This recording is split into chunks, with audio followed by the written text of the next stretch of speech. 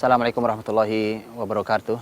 Alhamdulillah wassalatu wassalamu ala Rasulillah wa ala alihi wa sahbihi mawalah ba'd.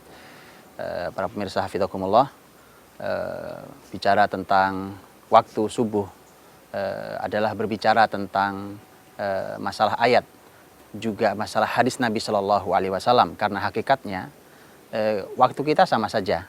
Kita punya waktu 24 jam dan dalam 24 jam itu kita sesungguhnya tidak pernah tahu mana yang lebih utama. Apakah waktu siang lebih utama dari sore, sore lebih utama dari malam, malam lebih utama dari pagi, dan seterusnya. Karena itulah maka kita sebagai manusia dipandu oleh wahyu.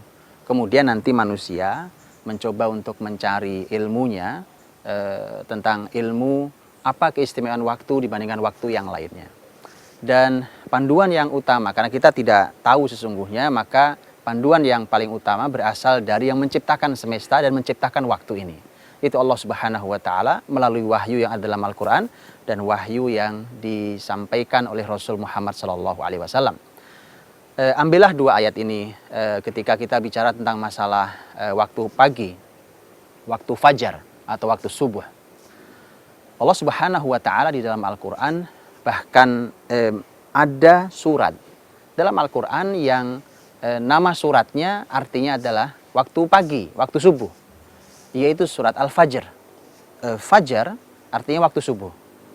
Surat Al-Fajr bahkan harus menjadi satu surat sendiri, dinamai dengan surat Al-Fajr.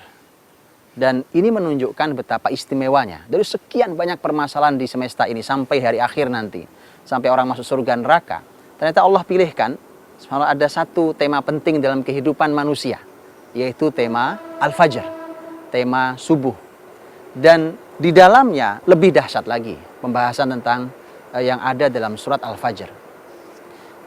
Al-Fajr yang ada di dalam surat Al-Fajr itu, kata Al-Fajr di sana, kata subuh di sana, sesungguhnya lebih bicara pada masalah waktu. Karena nanti ini akan berbeda dengan ayat yang kedua yang ada dalam surat Al-Isra, ketika Allah Subhanahu wa Ta'ala memerintahkan untuk apa yang harus dilakukan di waktu itu. Yaitu Allah Subhanahu wa Ta'ala berfirman, "Wa minal laili fatahajjad bihi nafilatan lak asa an yab'atsaka rabbuka maqaman mahmuda." Dan ini perintah untuk orang qiyamul lail. Untuk qiyamul lail, dan dari sebagian malam qiyamul lailah kamu sebagai sunnah buat kamu. Mudah-mudahan Allah memberikan tempat yang mulia di sisi Allah Subhanahu wa Ta'ala, maqaman mahmuda. Kemudian kita kemudian diperintahkan oleh Allah Subhanahu wa Ta'ala untuk sholat fajar, sholat subuh, dengan kalimat bahwa inna Qur'anal fajri kana mashhuda. Sesungguhnya Qur'anal fajri artinya adalah sholat subuh atau sholat fajar itu disaksikan oleh para malaikat. Dua ayat yang sangat menarik, yang satu soal fajar dan satu bicara tentang masalah sholat fajar. Ketika bicara tentang masalah waktu fajar di surat Al-Fajr, ternyata ada banyak hal yang Allah janjikan di sana. Lihatlah umpamanya pembuka ayat yang mengatakan wal fajr, demi waktu fajar, demi waktu subuh. Para ulama mengatakan Allah tidak mungkin bersumpah kecuali dengan makhluknya yang harus mendapatkan perhatian besar dari kita. Artinya ketika Allah bersumpah dengan wal fajr, dengan waktu subuh, maka kita harus perhatikan betul detail apa yang ada di waktu fajar itu. Sayang kalau kita tidak mengetahuinya, karena Allah tidak mungkin bersumpah dengan makhluknya, dengan sesuatu, kecuali ketika sesuatu tersebut adalah sesuatu yang besar. Penutup surat Al-Fajr, kalau itu permulaannya demi waktu subuh, penutupnya ini dalam ilmu tafsir ada namanya ilmu munasabah, yaitu mencari kesesuaian antara ayat dengan ayat, surat dengan surat, dan seterusnya. Bahkan juga mencari kesesuaian apa hubungannya antara pembuka surat dengan penutup surat. Kalau pembuka suratnya adalah sumpah Allah, lihat penutup suratnya. Quran mengatakan bahwa kita tahu ada kalimat wadkhuli jannati, dan masuklah ke dalam surgaku. Dan ini subhanallah sesuai dengan apa yang disampaikan Rasul kita Muhammad SAW menjelaskan keutamaan sholat subuh. Nabi SAW mengatakan, kata beliau, man sallal burdain dakhalal jannah. Siapa yang sholat burdain. Burdain ini adalah istilah untuk sholat asar dan sholat subuh, sholat fajar.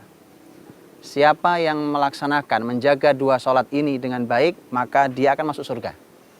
Masuk surga, kita tahu surga Allah mahal. Tidak mudah orang masuk surga Allah SWT. Bahkan Nabi menyebut, ala inna sil'atallahi ghaliyah, bahwa dagangan Allah ini mahal sekali. Itu surga Allah SWT. Itu ternyata untuk bisa masuk surga, kata Nabi, jaga dua sholat dengan baik. Sholat asar dan sholat fajar. Ini sholat burdain. Artinya bagian dari cara kita untuk mendapat surga Allah Subhanahu wa taala. Mengapa dua sholat ini menjadi dua waktu yang istimewa? Karena dalam hadis lain Nabi SAW juga menyampaikan. Kata Nabi SAW, athqalus salati 'alal munafiqin salatul asri wa salatul fajri. Salatul isya'i wa salatul fajri. Sesungguhnya salat yang paling berat buat orang-orang munafik adalah salat isya dan salat fajar. Artinya ada keistimewaan tema salat asar dan salat fajar, ada keistimewaan salat isya dan salat fajar. Salat fajar selalu menjadi sebuah tema penting, baik bersama asar ataupun bersama isya. Karena itulah maka surat Al-Fajr menyampaikan tentang hal itu. Masih dalam surat Al-Fajr, Allah Subhanahu wa taala memanggil jiwa-jiwa yang tenang. Ya ayyatuhan nafsul mutmainnah. Wahai jiwa-jiwa yang tenang. Ketenangan jiwa. Ini dibahas dalam surat Fajar. Jaga salat fajar kita, jaga subuh kita kalau ingin memiliki hati yang tenang, jiwa-jiwa yang tenang. Ya ayyatuhan nafsul mutmainnah. Anda mencari kebahagiaan, mencari ketenangan jiwa, orang yang gelisah, stres, orang yang hidup dengan tidak ada rasanya, tidak ada kenikmatannya. Lakukan sholat fajar. Mudah-mudahan kita termasuk yang dipanggil Allah dengan sebutan ya ayyatuhan nafsul mutmainnah. Wahai jiwa-jiwa yang tenang. Subhanallah. Jadi kita mudah mendapatkan kebahagiaan itu. Ini soal fajar. Begitu kita berpindah kepada surat dalam pembahasan tentang bahwa inna Qur'anal fajri kana masyhuda, sesungguhnya salat fajar itu disaksikan para malaikat, ada dua pembahasan. Pembahasan yang pertama adalah Allah Subhanahu wa taala menyebut Qur'anal fajri, Quran fajar. Terjemahannya adalah salat fajar. Salat fajar itu salat subuh. Tapi pertanyaannya adalah mengapa disebut Quran fajar, bukan salat fajar? Pada arti salat fajar juga. Ternyata para ulama menjawab bahwa walaupun sholat fajar atau sholat subuh itu rokaatnya paling sedikit di antara sholat wajib yang lainnya, karena hanya 2 rokaat, yang lain ada yang 3, ada yang 4, tapi ternyata Nabi membaca Al-Qur'annya paling panjang. Karenanya diberikan sentuhan khusus oleh Quran, inna Qur'anal fajri, sesungguhnya Quran di waktu fajar. Karena ternyata Nabi baca Qur'annya sangat panjang. Jadi walau hanya 2 rokaat, sholat subuh itu paling panjang Nabi SAW. Ini juga jadi pelajaran buat kita. Mari kita tiru Nabi SAW. Mungkin belum sesempurna kita meniru Nabi, tetapi mari kita bersemangat untuk mendekatinya. Bahwa dari semua sholat kita, mari kita jadikan subuh kita yang paling panjang dibandingkan sholat yang lain. Contohnya, umpamanya kalau di sholat-sholat yang biasa kita membaca sholat pendek, Al-Ikhlas, Al-Falaq, An-Nas, Quraisy, naikkan sedikit ketika sholat subuh, supaya di sholat subuh kita bisa lebih panjang. Seperti Nabi SAW. Dalam hadis yang sahih, Nabi SAW, beliau biasa membaca di waktu subuh, di 1 rokaatnya, itu 60-100 ayat. 60-100 ayat. Nanti silahkan dibuka dalam Al-Quran, 60-100 ayat yang suratnya sedang-sedang, yang ayatnya sedang-sedang. Itu seperti apa? Dan silahkan dicoba kira-kira berapa lama. Itu Rasul. Kita mungkin belum bisa meniru sepanjang itu, tetapi mari kita berupaya untuk naik dari hari ke hari, agar berislam kita menjadi lebih baik. Yang kedua, untuk ayat tersebut, kata masyhuda, bahwa sholat fajar itu disaksikan malaikat. Pertanyaannya, apa sholat lain tidak disaksikan? Iya, disaksikan. Disaksikan.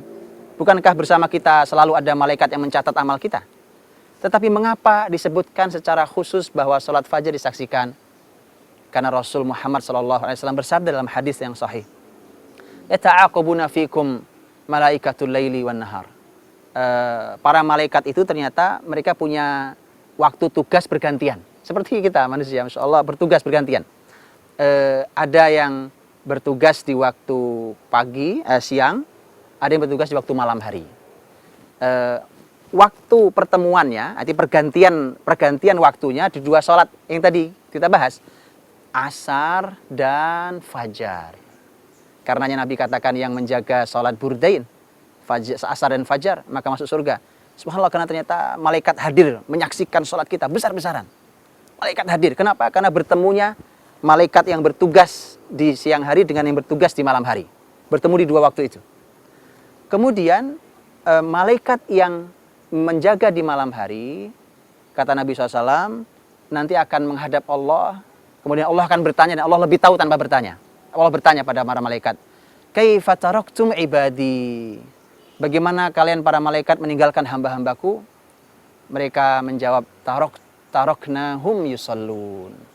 Kami tinggalkan mereka, ya Allah, dalam keadaan mereka sholat. Sholat fajar. Subhanallah, itu yang disebutkan oleh malaikat. Dari sekian banyak amal kita di fajar itu menunjukkan bahwa itu amal yang istimewa. Yaitu menjaga sholat subuh berjamaah di masjid. Di masjid Allah Subhanahu wa Ta'ala. Terutama untuk kaum laki-laki. Dan ini dua ayat dalam Al-Quran. Adapun hadis Nabi SAW banyak sekali yang menyampaikan hal itu. Contohnya adalah hadis Nabi SAW yang menyampaikan tentang keistimewaan waktu fajar. Kalau kita boleh bertanya hari ini, kita bukankah manusiawi, kita khawatir, kita berlindung pada Allah dari musibah. Celaka itu bisa datang di mana saja. Mungkin di jalanan, mungkin di rumah, mungkin di halaman rumah, mungkin di tempat pekerjaan, mungkin di siang, mungkin di malam hari, mungkin dimanapun. Pertanyaannya adalah, siapa yang mau dijaga, siapa yang mau terjaga dari semua musibah itu? Caranya mudah. Sholatlah subuh berjamaah di masjid Allah Subhanahu wa Ta'ala, berjamaah. Kenapa? Karena Nabi SAW bersabda dalam hadis yang sahih, riwayat Muslim. Nabi mengatakan, man shallas subh fahuwa fi dhimmatillah. Siapa yang sholat subuh berjamaah di masjid Allah, maka dia berada dalam perlindungan Allah Subhanahu wa Ta'ala. Kalau kita tinggal di sebuah perumahan umpamanya, ada penjaganya. Orang merasa nyaman ada penjaganya, keamanannya terjaga. Kita tinggal di sebuah perkampungan, ada ronda umpamanya, dijaga oleh masyarakat yang baik itu. Kita merasa nyaman dengan itu. Begitu seterusnya, ada CCTV yang mengamankan kita, semua nyaman. Tapi itu penjagaan manusia yang sangat lemah. Bayangkan sekarang yang menjaga langsung Allah Subhanahu wa Ta'ala, supaya dijaga Allah. Caranya ternyata salat subuh berjamaah. Man shallas subh fahuwa fi dhimmatillah. Dan di dalam sejarah Islam, ternyata salat subuh itu menjadi panduan untuk perubahan besar. Dari yang tidak baik menjadi baik. Lihatlah umpamanya apa yang kita lihat dalam Al-Quran ketika Allah Subhanahu wa Ta'ala hendak menghukum kaumnya Nabi Lut alaihissalam. Kaum Nabi Lut alaihissalam yang dihukum itu, Allah mengatakan, inna mau'idahumus subh alaysa subhu biqarib. Bahwa waktu di mana Allah akan menghukum mereka adalah waktu subuh. Bukankah subuh itu dekat? Artinya bahwa subuh itu nanti Allah habisi masyarakat yang rusak. Kaumnya Nabi Lut ini, orang yang berbuat dosa yang belum pernah dilakukan oleh kaum sebelumnya, dihabisi Allah di waktu subuh. Agar diganti generasi berikutnya yang lebih baik daripada mereka. Masa perubahan.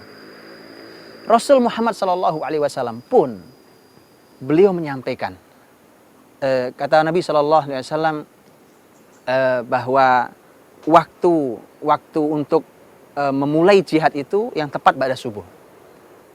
Karena Nabi SAW mengatakan bahwa nahnu idza nazalna bisahati qaumin fasa'a sabahul mundzirin. Kalau kami sudah hadir di sebuah masyarakat musuh Allah, maka subuh itu, pagi itu adalah pagi yang buruk buat mereka. Ada waktu subuh, subhanallah. Karenanya dalam banyak peristiwa besar, generasi salafus soleh dahulu, para mujahid dahulu, itu banyak memulai dari waktu subuh penyerangan itu.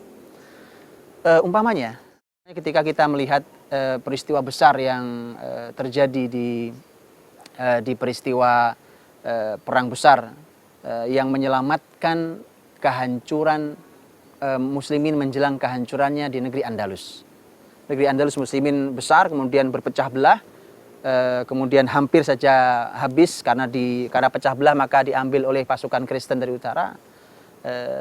Maka kemudian diselamatkan oleh saudaranya yang lain dari Maroko, dipimpin oleh panglima hebat Yusuf bin Tashafin. Yusuf bin Tashafin dalam perang Zallaqah, beliau memulainya juga setelah subuh.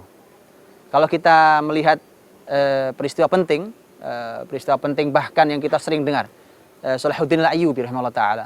Salahuddin al-Ayyubi rahimahullah ta'ala ketika mau mengambil alih Palestina, karena Palestina yang harus diselamatkan, dikembalikan ke pangkuan muslimin untuk disucikan, dimuliakan, maka Salahuddin al-Ayyubi mengukurnya dengan salat, dan yang paling utama adalah salat subuh.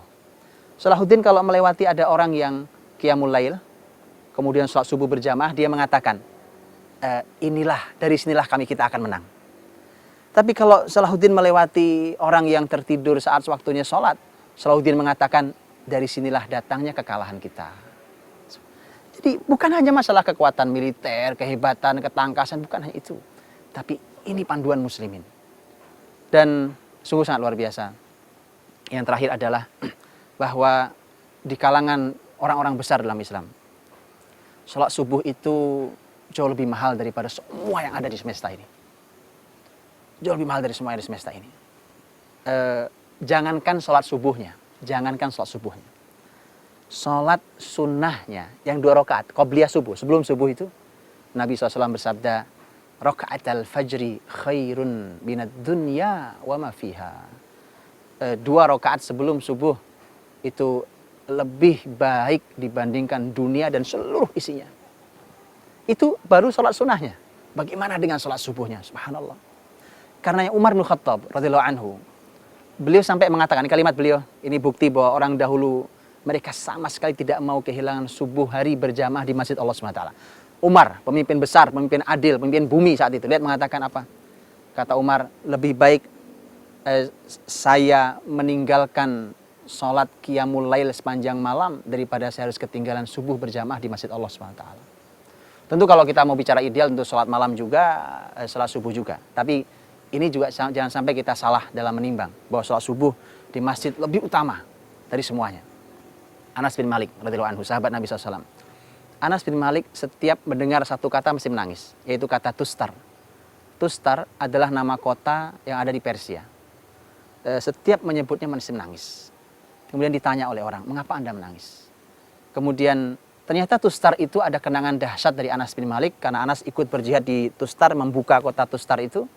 Dan muslimin bersusah payah mengepung waktu yang sangat lama, bukan sehari, bukan seminggu, bukan sebulan, bukan 1,5 tahun lamanya.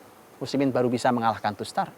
Dan ternyata Anas bin Malik radhiyallahu anhu ikut di sana.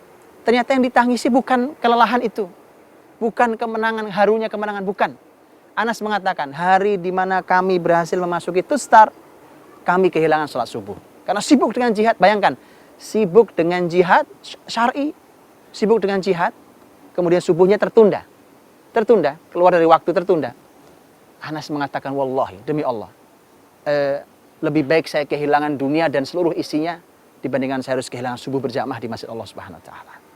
Itu pemahaman yang luar biasa. Bahwa bahkan selalu menangis setiap mendengar Tustar hanya karena kehilangan sekali salat subuh berjamaah di Masjid Allah Subhanahu wa taala. Dahsyat sekali. Dan di tangan mereka lah Islam memimpin peradaban bumi. Karenanya subuh menjadi panduan penting untuk kemenangan. Antara subuh dan kemenangan ternyata punya hubungan yang sangat erat. Mudah-mudahan Allah Subhanahu wa taala memberikan kepada kita hidayah, petunjuk kita untuk kita melaksanakan salat subuh berjamaah di Masjid Allah Subhanahu wa taala. Di hari yang istimewa itu, di waktu yang istimewa itu ada sangat banyak keistimewaan, kebaikan, barokah dan seterusnya. Dengan itulah maka mudah-mudahan kehidupan kita menjadi baik dan juga kehidupan kita menjadi barokah. Wallahu taala alam bissawab.